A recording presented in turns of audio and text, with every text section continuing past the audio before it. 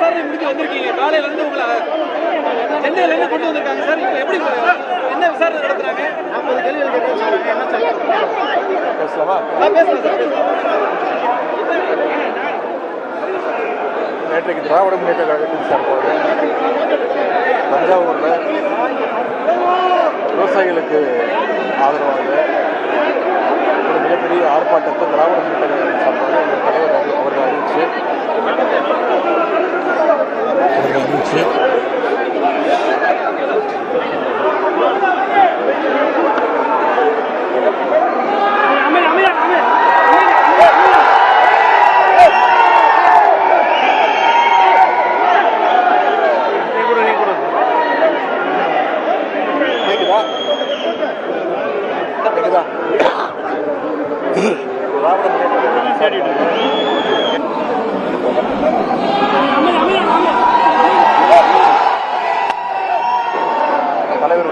தலைவருடைய உத்தரவுக்கு நடந்து காட்டணும்.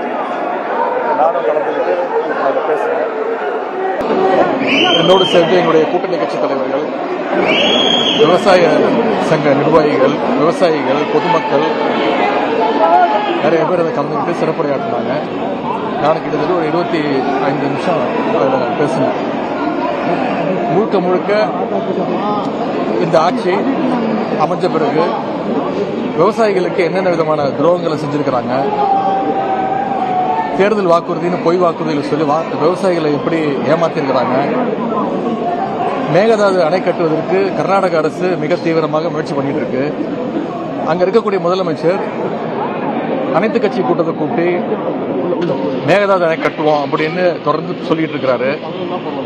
தமிழ்நாட்டுக்கு திறந்து விட வேண்டிய தண்ணியும் திறந்து விடல. எங்களுடைய தலைவர் முதலமைச்சராக இருக்கும்போது ஒவ்வொரு மாசமும் ஜூன் மாசம் 12ஆம் தேதி மேட்டூர் அணையிலிருந்து தொடர்ச்சியா சொல்ல போனா சில ஆண்டு ஜூன் 12க்கு முன்னாடியே எங்களுடைய தலைவர் விவசாயிகளுக்காக தண்ணியை திறந்து விட்டுருக்காங்க. ஆனா 5 வருடங்களுக்கு பிறகு இந்த வருஷம் ஜூன் மாசம் போய் ஜூலை மாசம் போய் இப்ப ஆகஸ்ட் மாசம் வந்துச்சு. இது வரைக்கும் திறக்கல. அதற்கான வக்கில்லை. இந்த அரசுக்கு தண்ணியை கேட்டு பெறுவதற்கும் வக்கில்ல. கர்நாடகாவை எதிர்த்து பேசுறதுக்கு வக்கில்ல, தைரியம் இல்ல, தெம்பு இல்ல. எனவே இந்த முதலமைச்சர் இதற்கெல்லாம் பதில் சொல்ல வேண்டும். சட்டசபையில் பேசும்போது சொன்னேன், அனைத்து கட்சி கூட்டத்தை கூட்டுங்க. இது ஒரு தனிப்பட்ட கட்சியுடைய பிரச்சனை கிடையாது. இது ஒரு நம்ம மாநிலத்துடைய அனைத்து விவசாயிகளுடைய பிரச்சனை. நம்ம அனைவரும் ஒன்றாக சேர்ந்து போராடுவோம், நம்ம ஒத்துமையை காட்டுவோம்னு தொடர்ந்து நான் சொன்னேன். அதற்கும் பதில் சொல்லல.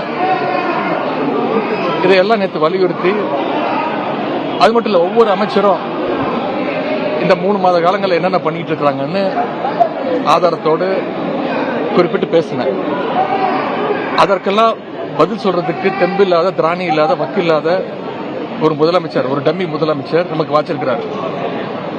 அதெல்லாம் விட்டுட்டு நான் பேசாத ஒரு விஷயத்தை கட் காப்பி பேஸ்ட் பண்ணி சில விஷயங்களை ஆட் பண்ணி, நான் யாரையும் தவறாக பேசவில்லை. முழுக்க முழுக்க விவசாயிகளுக்காக தான் பேசினேன். நேற்று பேசும்போது சொன்னேன், இந்த அரசு, குறிப்பா இந்த கட்சியை, இந்த தற்கொலை கூட்டமே அவங்களுடைய பாலிசியே வந்து டைவர்ஷன் டாக்டிக்ஸ் தான். முழுக்க முழுக்க ஃபேக் நியூஸ், டைவர்ஷன். ஏதாவது ஒரு பிரச்சனை மாநிலத்தில் எழும்போது அதை டைவர்ட் பண்றதுக்கு வேற ஏதாவது ஒரு பிரச்சனை எடுக்க வேண்டியது, முதலமைச்சர் ஒரு போட்டோ ஷூட் நடத்த வேண்டியது, திமுகவுடைய திட்டங்களை போய் சுத்தி பார்க்க வேண்டியது, போஸ்ட் கொடுக்க வேண்டியது, ரீல்ஸ் போடுறது. அமைச்சர்கள், சட்டமன்ற உறுப்பினர்கள் பள்ளிக்கூடத்துக்கு போய் அங்க இருக்கக்கூடிய மாணவர்கள் எல்லாம் வர சொல்லி அவங்க கட்சி பேரை சொல்லி கோஷம் போட சொல்லி அதை ரீல்ஸா போடுறது.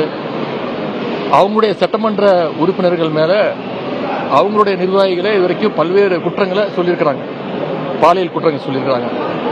அதற்கெல்லாம் இதுவரைக்கும் எந்த நடவடிக்கையும் எடுக்கல. எல்லாத்துக்கும் ஒரு டைவர்ஷன் டாக்டிக்ஸ் யூஸ் பண்றாரு இந்த அரசு, இந்த முதலமைச்சர். அது மாதிரி இன்னைக்கு நேற்று நான் பேசின பிறகு அது விவசாயிகள் இடத்துல மிகப்பெரிய ஒரு வரவேற்பை பெற்ற பிறகு, விவசாயிகள் இடத்துல மிகப்பெரிய ஒரு எழுச்சி ஏற்பட்ட பிறகு அதை எப்படியாவது டைவர்ட் பண்ணணும். நாளைக்கு சட்டமன்றம் வேற ஆரம்பிக்கும் போது சட்டமன்றத்தில் நிச்சயம் இந்த டாபிக் பேசுவாங்க.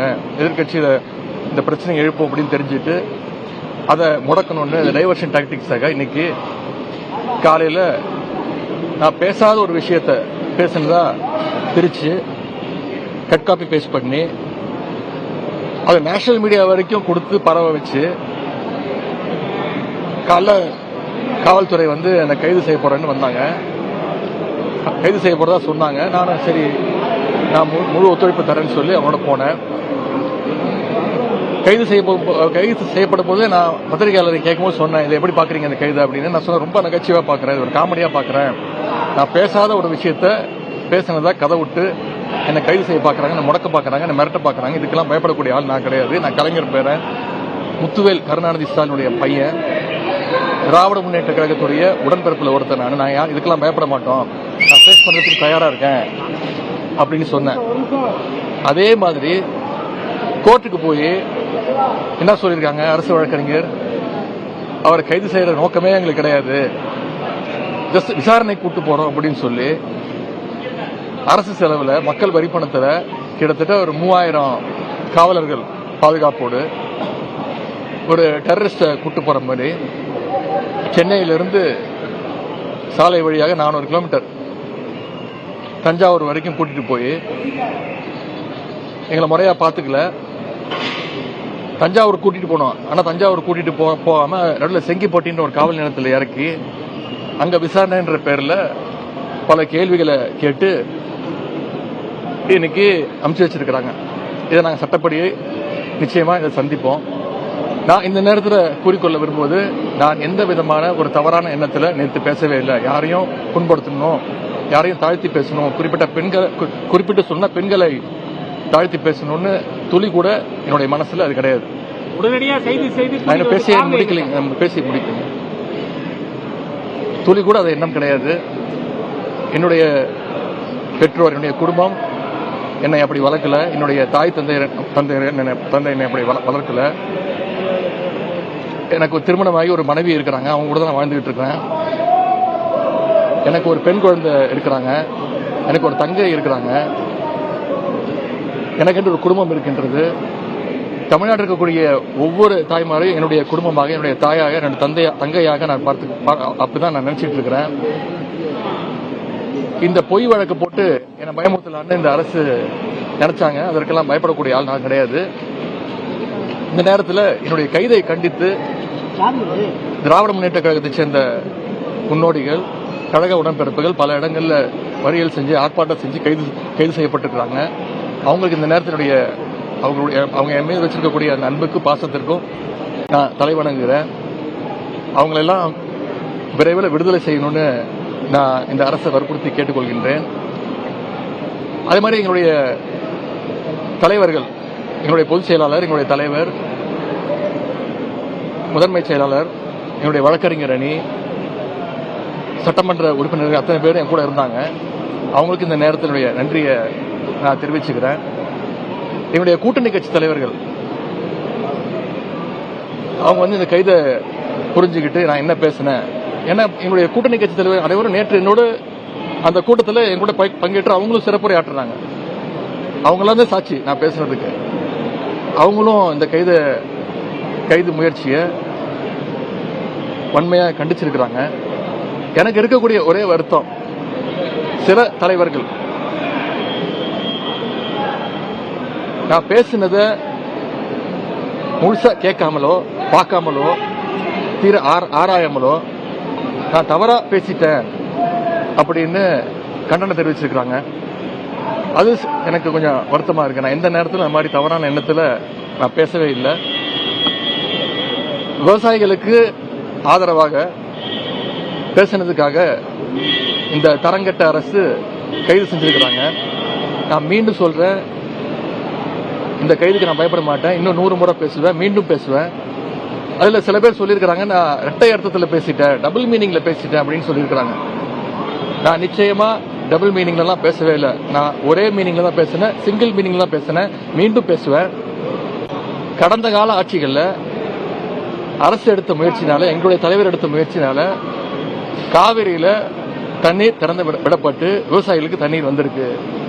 இந்த முறை தண்ணீர் வரல. காவிரிக்கு தண்ணீர் வரணும், இதைத்தான் நான் பேசினேன். இதை மீண்டும் மீண்டும் நான் பேசுவேன். எனவே இந்த மாதிரி பொய் வழக்குகளுக்கெல்லாம் பயப்பட போறதில்ல. இது சட்ட ரீதியா சந்திக்க நான் தயாராக இருக்கின்றேன்.